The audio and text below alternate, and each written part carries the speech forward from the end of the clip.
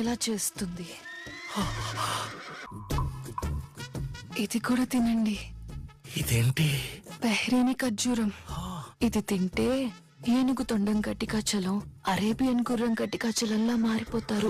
పగ్గాల కాగకుండా పరిగెడుతూనే ఉంటారు. అవునా? అయితే దీంతో పాటు ఇవి కూడా 2 వేసుకుంటాను. ఏంటవి?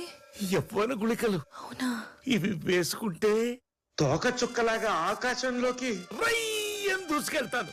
నువ్వు నన్ను గట్టిగా పట్టుకోవాలి, లేకపోతే అందనంత దూరం వెళ్ళిపోతాను. అవునా? అయితే ఇంకో 2 వేసుకోండి.